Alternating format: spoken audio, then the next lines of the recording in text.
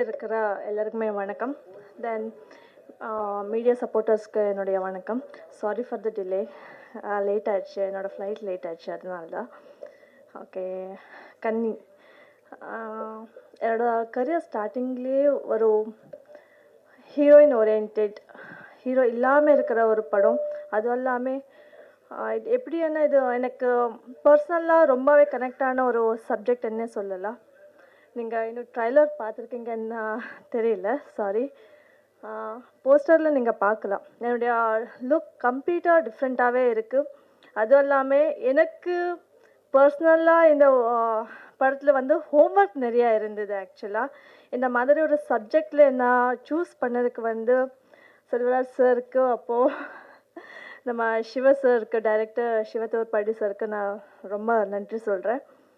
அப்போது இதை பற்றி சொல்லணுன்னா, லொக்கேஷன் என்ன மாதிரி லொக்கேஷன்னா, அங்கே போகிறதுக்கே வந்து நிறைய கஷ்டங்கள். எப்படின்னா, ஆக்சுவலாக இது நம்ம சூஸ் பண்ண ஒரு வில்லேஜ் வந்து உண்மையான எந்த வசதியும் இல்லாமல் இருக்கிற ஒரு வில்லேஜ். ஆக்சுவலாக நம்ம ஷூட்டிங் முடிஞ்சதுக்கப்புறம் வந்து அங்கே வந்து நிறைய வில்லேஜே வந்து கம்ப்ளீட்டாக காலி பண்ணிட்டாங்க. ஸோ இது ரியலான ஒரு சப்ஜெக்ட். எனக்கு தெரிஞ்ச வரைக்கும் சிவ சார் வந்து அதுக்கு மேல் ஒரு டாக்குமெண்ட்ரியே பண்ணியிருக்காங்க. அவங்க ரிசர்ச்சை வந்து ஆல்மோஸ்ட் 20 இயர்ஸாக பண்ணியிருக்காங்கன்னு நினைக்கிறேன். ஆமாம். அப்போது அந்த வில்லேஜ் மக்கள் வந்து ரொம்பவே சப்போர்ட் பண்ணாங்க. அங்கே வந்து ஒரு பாத்ரூம் இல்லை, எந்த வசதியும் இல்லை. ஆக்சுவலாக நம்மளுக்காக ஒரு சின்னதாக ஒரு டென்ட் மாதிரி போட்டு கொடுத்தாங்க. அங்கே போகிறதுக்கே வந்து ஆல்மோஸ்ட் ஹாஃப் டே எடுக்கும். ஆக்சுவலாக அந்த மாதிரி ஒரு லொக்கேஷனில் பண்ணதும், அதுவும் இல்லாமல் எனக்கு வந்து இட் வாஸ் லைக் அ சேலஞ்சிங்கான ஒரு ரோல். ஏன்னா ஒரு கையில் குழந்து, ஒரு கையில் கத்து, லாட் ஆஃப் திங்ஸ் ஹேண்டில் பண்ண வேண்டி இருந்தது. ஏன்னா மாடர்ன் கேரக்டர் பண்ணும்போது, இந்த மாதிரி ஒரு வில்லேஜ் கேர்ளாக நான் பண்ணும்போது it was like very tough. But அடுத்தது வந்து நீங்கள் தான் சொல்லணும் அது எப்படி இருக்குன்னு சொல்லிட்டு.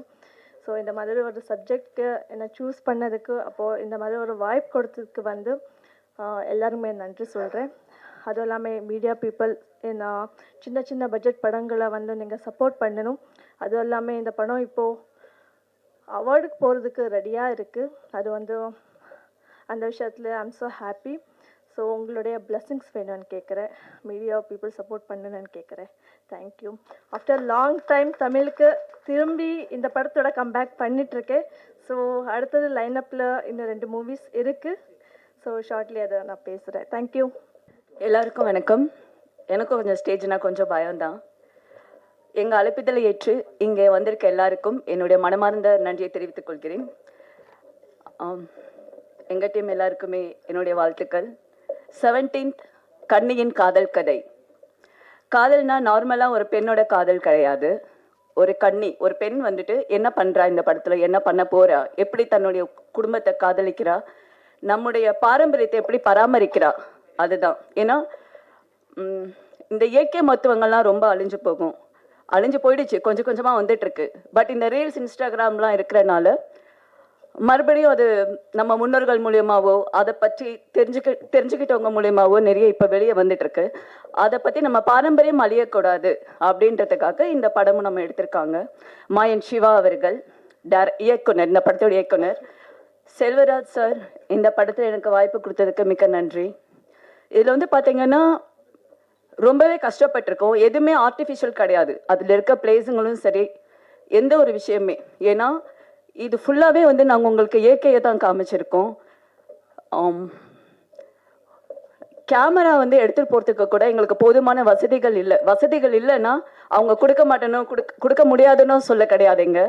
அது பெரிய மலை உச்சியில் போயிட்டு அதை நாங்கள் எடுத்துகிட்டு போனோம். போகும்போது பார்த்தீங்கன்னா லென்ஸ் கூட உடஞ்சிருக்குன்னா ரொம்ப தூரம் நம்ம பயணம் செய்யணும். நிறைய மலைகள்லாம் தாண்டி போய் அந்த இடத்துல எந்த ஒரு வசதியுமே கிடையாது. ஒரு டாய்லெட் கிடையாது. ஒரு படுக்கிறதுக்கு ஒரு மூவினா நார்மலாக நம்மளுக்கு கிடைக்கிற எந்த ஒரு விஷயமே இந்த மூவியில் நம்மளுக்கு கிடையாது. ஏன்னா எதையுமே இங்கேருந்து அங்கே எடுத்துகிட்டு போக முடியாது. அப்படிப்பட்டு நாங்கள் ரொம்ப கஷ்டப்பட்டு இந்த மூவி பண்ணியிருக்கோம். இந்த கன்னி படத்தை வெற்றி பெற வைக்கிறது நம்ம மீடியா மக்கள் கையில் இருக்குது. இதுக்கு மேலே என்ன பேசுது எனக்கு தெரியல. இது வரைக்குமே போதுமானது. நன்றி. தேங்க்யூ. எல்லாருக்கும் வணக்கம். எனக்கு இந்த ஆப்பர்ச்சுனிட்டி கொடுத்த செல்வராஜ் சார், சிவா சார் ரொம்ப நன்றி. இங்கே வந்து நான் முக்கியமாக தேங்க்ஸ் சொல்லணும்னா என்னோடய மியூசிஷியன் ஃப்ரெண்ட்ஸ், எனக்கு இந்த மூவி பண்ணுறதுக்கு ஹெல்ப்ஃபுல்லாக இருந்த ஃப்ரெண்ட்ஸ். ஃபஸ்ட்டு இந்த ஒரே ஒரு சாங் தான் இந்த படத்தில், அதுக்கு லிரிக்ஸ் கொடுத்தவங்க உமாதேவி சூப்பராக பண்ணியிருக்காங்க. அண்டு மீனாட்சி இளையராஜா சூப்பராக பாடியிருக்காங்க. அண்டு என்னோடய மியூசிஷியன் ஃப்ரெண்ட்ஸ் வந்து ஆகாஷ் வயலினிஸ்ட், ஸ்ரீகாந்த் ஃப்ளோட்டிஸ்ட், அப்புறம் மிக்ஸ் மாஸ்டர் பண்ண ரோஷன், இவங்களுக்கெல்லாம் நன்றி. அவ்வளோதான். Thank you so much. அனைவருக்கும் மனமார்ந்த நன்றியை தெரிவித்துக் கொள்கிறேன். இன்றைக்கி வந்துட்டு காலகட்டங்கள் மாறி மாறி போகிறதுனால சில விஷயங்கள் பேச வேண்டியது இருக்குது. அது அப்புறம் பேசுவோம். இன்றைக்கி வந்திருக்க மீடியா மெயின், இங்கே இந்த மீடியா பார்க்கும்போது எனக்கு என்ன தோணுதுன்னா, இது ஃபஸ்ட் டைம் இந்த ஸ்டேஜில் வந்து நான் உங்கள்கிட்ட பேசிக்கொண்டிருக்கு. ஸோ இந்த பேசும்போது என்ன தோணுதுன்னா, ஃபஸ்ட்டு பேசும்போது எல்லாருக்கும் கொஞ்சம் உடம்பெல்லாம் கொஞ்சம் பயப்படும், உடம்புலாம் நடுங்கும். அது மாதிரி தான் எல்லாருக்கும். ஆனால் வந்து ஒரு டைம் நின்று நம்ம பேச ஆரம்பிச்சிட்டோம்னா தாராளமாக நல்ல மாதிரி பேசலான்னு தான். ஓகே, இங்கே வந்திருக்கும் அனைவருக்கும் மனமார்ந்த நன்றியை தெரிவித்துக் கொள்கிறேன். ஃபஸ்ட், வெந்து தணிந்தது காடு, கன்னிக்கு வணக்கத்தை போடு போடு போடு. எதுக்கு நான் எதுனா பண்ணி அப்புறம் இவங்க திட்டுறதுக்காக வேணாவா. இப்போ மேடையில் அமர்ந்திருக்கும் அனைவருக்கும் வணக்கம். குறிப்பாக ராஜன் சார், பேரரசர், இயக்குனர், தயாரிப்பாளர் அனைவருக்கும் வணக்கம். பத்திரிகை நண்பர்கள், ஊடக நண்பர்கள், இணையதள நண்பர்கள் அனைவருக்கும் வணக்கம். கன்னி இந்த படத்தோட ப்ரெஸ் மீட்டுக்கு தான் வந்திருக்கேன்.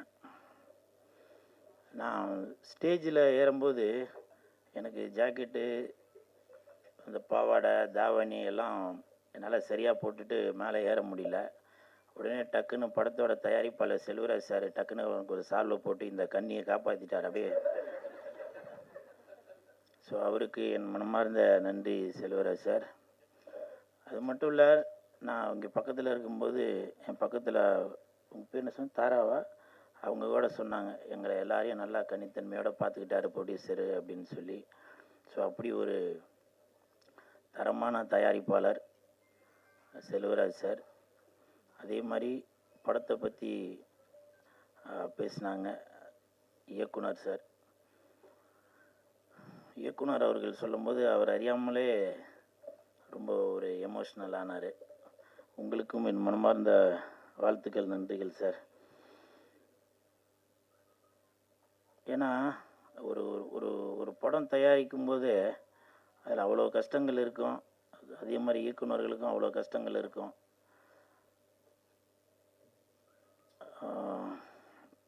இந்த படத்தில் ஏதோ ஒரு 4 குத்துப்பாட்டு, ஒரு லவ் சீனு, ஒரு 2 ஃபைட்டு அப்படின்னு வச்சு பண்ணிட்டு போகாமல் ஒரு மக்களுக்கு ஒரு மெசேஜ் சொல்லணும். இன்றைக்கி வந்து இயற்கை அழிந்துட்டு வருது, சித்த வைத்தியம் அதெல்லாம் வந்து அழிந்துட்டு வருது, இங்கே கிடைக்கிற அந்த மூலிகை பொருள் எல்லாமே வெளிநாட்டுக்கு போயிடுது, வெளிநாட்டில் உள்ள இங்கிலீஷ் மருந்தெல்லாம் இங்கே வந்துடுது அப்படின்ற ஒரு ஆதங்கத்தை படத்தில் நல்லா சொல்லியிருக்காரு இயக்குனர், தயாரிப்பாளர் அவர்களுக்கு என் மனமார்ந்த நன்றி. பொதுவாகவே சொல்லுவாங்க கன்னி அப்படின்னாலே அதுக்கு ஒரு ஸ்பெஷல் உண்டு. சில இதை நான் சொல்லுவேன், அப்புறம் திட்டுவீங்க, அது வேணாம். கன்னி அப்படின்னாலே கன்னிசாமி அப்படின்னா அது ஒரு முதன்மையாக இருக்கும். கன்னி தெய்வம் அப்படின்னு சொல்லுவோம். ஸோ அப்படி கன்னி அப்படின்னாலே அது ஒரு ஸ்பெஷல் உண்டு. இப்போது இந்த ட்ரெஸ்ஸு போடுறதுக்கு எனக்கு வந்து அவ்வளோ கஷ்டமாக இருந்துச்சு. ஒரு கன்னியாக இருந்து இது நான் ஃபீல் பண்ணுறதுக்கு எனக்கு தெரியுது. ஆனால் இதே அந்த கன்னி அப்படின்ற ஒரு படத்தை எடுக்கிறதுக்கு எவ்வளோ கஷ்டப்பட்டிருப்பார் அப்படின்றது இந்த உடை உடுத்தும் போது தான் தெரியுது. நன்றி இயக்குனர், தயாரிப்பாளர்.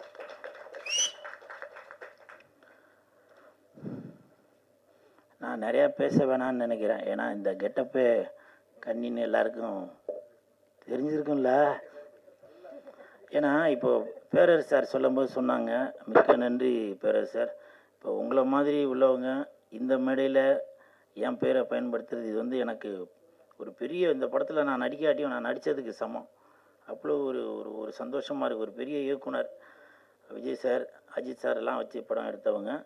இன்றைக்கி என் பேரை இவ்வளோ பெரிய மேடையில் சொல்கிறாங்கன்னா அதுக்கு முக்கிய நன்றி பேரரசு சார். நன்றி நன்றி நன்றி.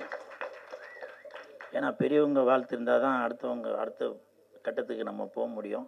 ஸோ இந்த கன்னி டீமுக்கு என் மனமார்ந்த வாழ்த்துக்கள். செந்தூர பூவே செந்தூர பூவே சில்லென்ற காற்றே என் கன்னி எங்கே என் கன்னி எங்கே.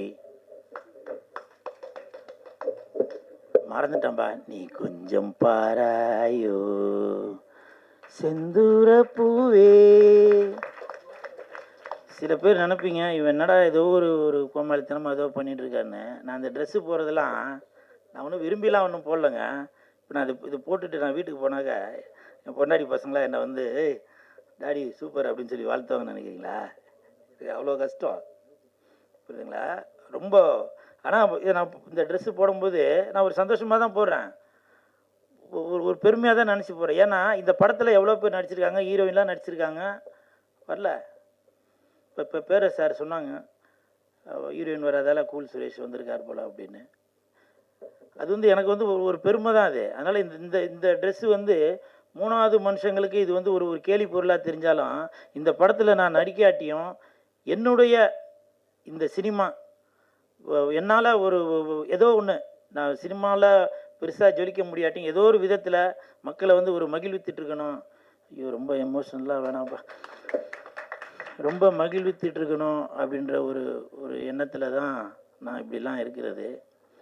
அதனால் பெரியவங்க மன்னிச்சிருங்க. எனக்கு எவ்வளோ கஷ்டங்கள் இருக்குங்க. நான் கோபமாக பேசினாக்க நீங்கள் நண்பர்களே சொல்கிறீங்க கூல்னாக்க ஒரு ஜாலியாக இருப்பாருங்க, ஒரு கன்னித்தன்மையோடு இருப்பாருங்க அப்படின்னு சொல்கிறீங்க. ஸோ அப்படி இருக்கும்போது அதனால் எனக்கு அந்த கோபமாக பேச வேணாம். சரி அழுது பேசினாக்க அதுவும் கமெண்ட்டில் போடுறாங்க இவன் நல்லா நடிக்கிறான்பா அப்படின்றாங்க. உங்களுக்கு தெரியுது, இயக்குநர்களுக்கு தெரியணும், தயாரிப்பாளர்களுக்கு தெரியணும் கூல் சுரேஷ் நல்லா நடிக்கிறாரு அப்படின்னு. இந்த நேரத்தில் பேரரசு சாருக்கு ஒரு மிகப்பெரிய ஒரு வேண்டுகோளை தெரிவித்துக் கொள்கிறேன். சீக்கிரம் படம் டைரக்ஷன் பண்ணுங்கள் சார்.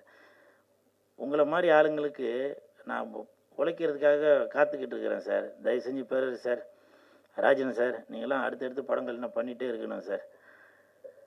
இதுதான் என்னுடைய வேண்டுகோள். இந்த இடத்துல என் ஃபீலிங்காக என் பேசிக்கிட்டு அப்புறம் என் கன்னித்தன்மை போயிடும். இந்த கன்னி டீமுக்கு என் மனமார்ந்த வாழ்த்துக்கள். கன்னி ஒரு அற்புதமான தமிழ் டைட்டில். கன்னி என்பது பரிசுத்தம், தூய்மையான, எந்த கரையும் படையாத ஒரு பெண். தமிழுக்கு அது ஒரு அற்புதமான பேர். கன்னி பெண், கன்னி கழியாதவள் என்று நம்முடைய சான்றோர்கள் அழைப்பார்கள். அப்படி ஒரு அற்புதமான டைட்டிலை வைத்திருக்கிற தம்பி சிவா, மாயோன் சிவா, கூடவே ஊர் பேரை வச்சு தொரப்பாடி. மாயோனையும் மறக்கல, தொரப்பாடியும் மறக்கல நம்ம சிவா. திறமை நிறைந்திருக்கிறது, பேச்சு குறைந்திருக்கிறது, திறமை நிறைந்திருக்கிறது. அவர் தொட்டிருக்கிற கதை கரு இருக்கிறதே, தமிழ் பாரம்பரியம், தமிழ் கலாச்சாரம், தமிழ் பண்பாடு அனைத்தையும் உள்ளடக்கிய ஒரு அற்புதமான கரு. சித்த வைத்தியம்.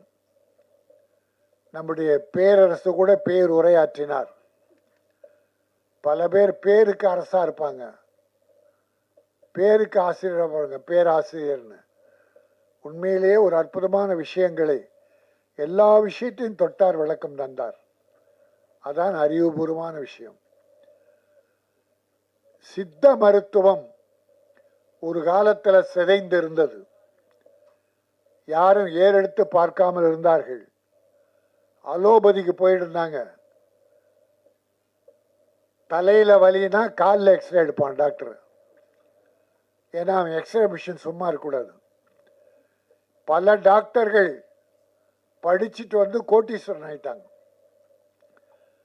சித்த மருத்துவரின் சிறப்பு எப்போ தெரிஞ்சதுன்னா, கொரோனான்னு ஒரு கொடிய நோய் வந்த பிறகு படித்தவன் படிக்காதவன் அத்தனை பேரும் அலோபதிக்கு போகிறத சித்தா மருந்தை தேடி போனாங்க. இன்னைக்கும் சித்த மருத்துவ கடைகளை பார்த்தா மக்கள் நிறைஞ்சிருக்காங்க. சைடு எஃபெக்ட் இல்லாதது, உடலுக்கு வலு சேர்ப்பது. உடல் அந்த மருந்து ஒவ்வொன்றுமே இலையிலிருந்து, காயிலிருந்து, கனியிலிருந்து, வேரிலிருந்து, ஒரு மரம், நம்ம இயற்கை எண்ணெய் தந்த அந்த மரம், செடி, கொடி, அதிலிருந்து வருகிற மருந்து. அது சத்து, அது எந்த வகையில் விஷமாகாது. அலோபதி சில நேரத்தில் பக்க விளைவை ஏற்படுத்திடும். சித்த மருந்து நம்பிக்கையோடு சாப்பிடலாம். இன்னைக்கு பாருங்க, இன்னும் ஒரு 10 வருஷத்துக்கு அப்புறம் சித்தா மிகப்பெரிய மருத்துவமனைகள் உருவாக போகுது. ஆக அந்த விஷயத்தை இந்த படத்தில் அற்புதமாக சொல்லியிருக்காரு. ஹீரோயினையும் மற்ற கேரக்டர்லாம் வச்சு எனக்கு இங்கே நான் இது ஏதோ சக்தி சரவணன் கூப்பிட்டார். நிறைய ஃபங்க்ஷன் நம்ம பிஆர்ஓ சகோதரர்கள் கூப்பிடுவாங்க. சரி, சிறு முதலீட்டு படம் நம்ம போய் வாழ்த்தணும்னு நான், பேரரசு, உதயகுமார், பாக்யராஜ் வர்றோம். இந்த படத்தையே ரொம்ப சாதாரணமாக நினச்சி தான் வந்தேன். ஆனால் இந்த மேடை ஒரு அற்புதமான மேடையாக அமைந்து விட்டது.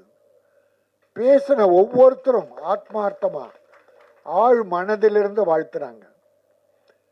நம்ம வில்லனா நடித்த தொப்பி போட்ட தம்பி இருக்கார, அவர் தன்னுடைய அனுபவங்களை எல்லாம் மிக ஆழமாக எடுத்து சொன்னார். தயாரிப்பாளர் மீது உள்ள அக்கறையை சொன்னார். சிலர் கதை திருடுகிற வேதனையை சொன்னார்.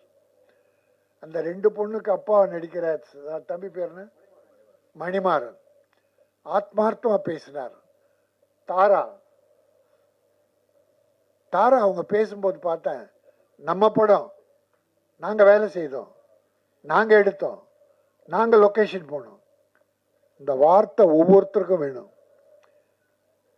தயாரிப்பாளர் வேணும், பணம் கொடுக்கிற கருவூல மாதிரி நினைக்கிறானுங்க.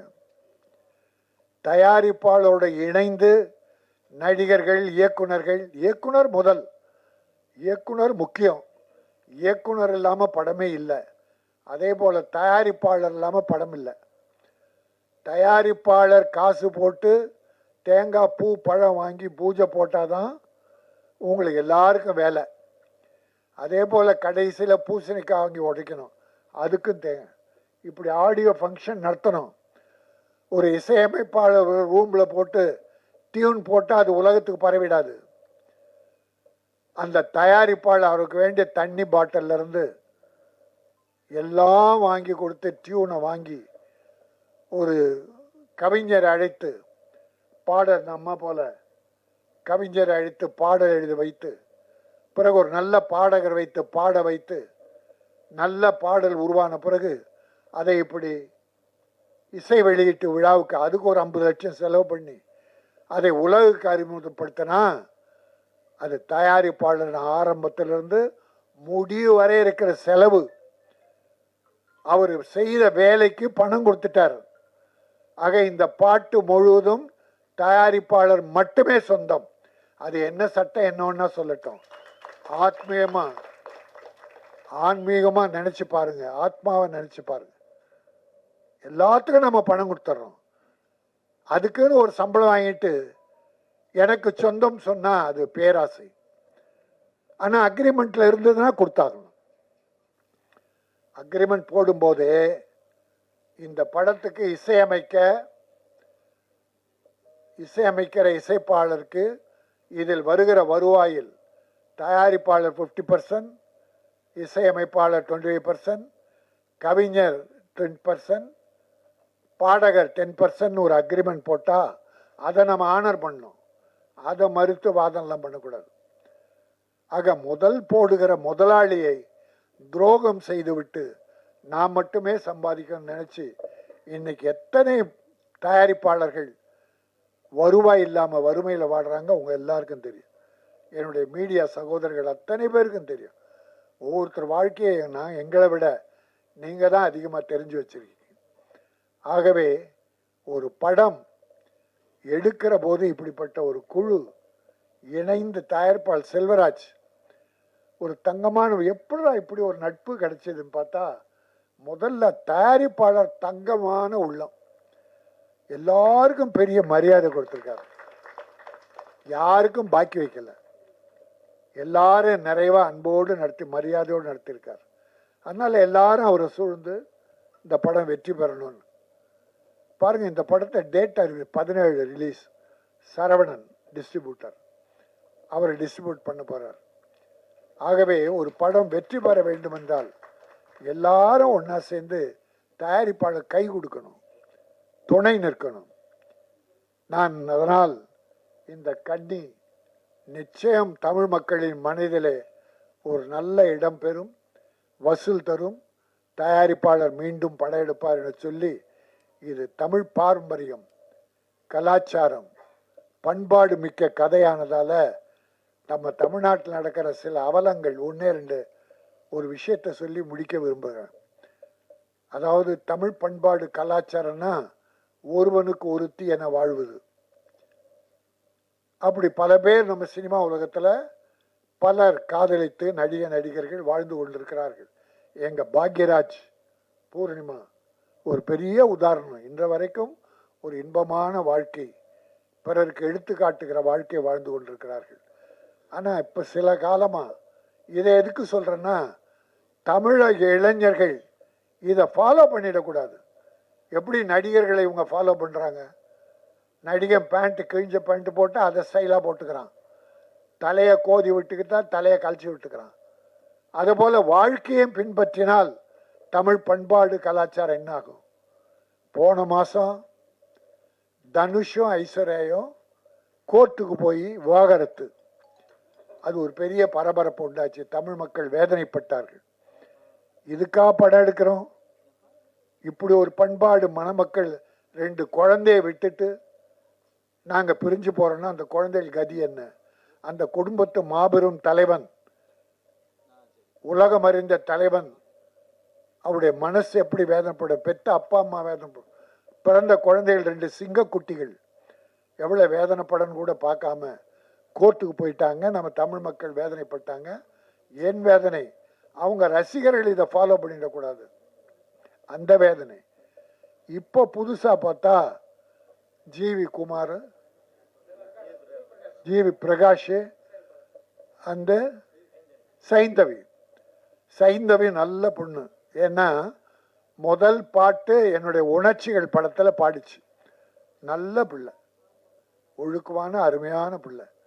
அது ஏதோ லவ் பண்ணி மேரேஜ், லவ் பண்ணும்போது மனதை முழுமையாக புரிந்துக்கிட்டு தான் லவ் பண்ணுறீங்க. கல்யாணம் ஆன பிறகு ஏன் கசப்புணர்ச்சி வருது? இருக்கிறத விட்டு கொடுத்து வாழ்ந்தவன் கெட்டு போவதில்லை. ஆகவே இந்த மாதிரி கோர்ட்டுக்கு போனால், இப்போ சாஃப்ட்வேர் கம்பெனியில் நிறைய 15 நாளில் லவ், 1 மாதம் வாழ்க்கை, 3ஆவது மாதம் டைவர்ஸு நிறைய நடக்குது. கோர்ட்டு ஃபுல்லாக இருக்குது.